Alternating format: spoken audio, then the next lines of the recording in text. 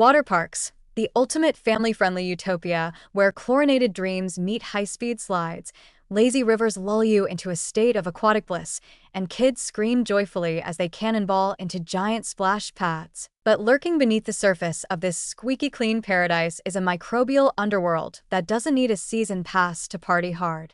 Think of it as the real parasites of Wet County, starring E. coli, Giardia, Pseudomonas, and of course, the fan favorite, Cryptosporidium, who never misses a pool opening. Now, let's talk logistics.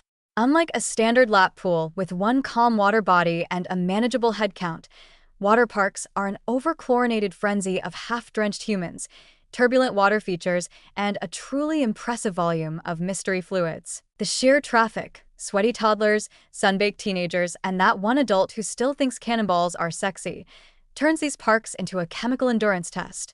Every slide, spout, and waterfall adds complexity to disinfection.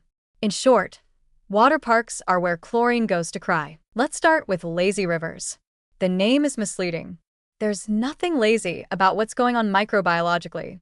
Thousands of butts bobbing along in inner tubes, sharing the same circulating water, passing under fake waterfalls and spraying jets that are really just microbial slingshots. If even one person is carrying a pathogen like Cryptosporidium, which, spoiler alert, can survive in chlorine longer than some relationships, it's game on for everyone downstream. The current helps spread not just relaxation, but diarrhea potential, one gentle whirlpool at a time. Next, enter the splash pad. These adorable zones look harmless, but in terms of microbial horror, they're basically kiddie biodomes of doom. The water often recirculates and is stored in holding tanks.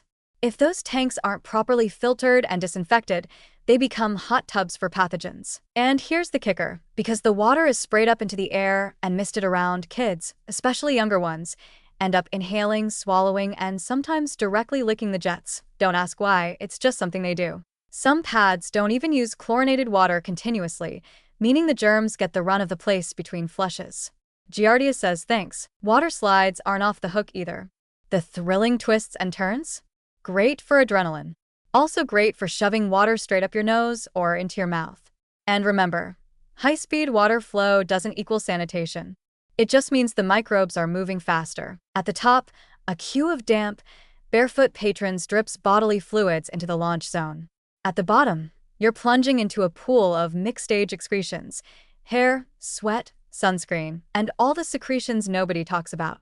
It's basically a live-action game of guess that smell. And don't even get started on foot showers. You know the ones, the sad little ankle-high sprays you're supposed to walk through before entering. They're designed to reduce microbial load, but mostly they just redistribute the skin flakes and fungus of every person who passed through before you. Athlete's foot meets puddle party. Fun for the whole fungal family. So why is microbial control so difficult in water parks? Two big reasons: volume and surface complexity.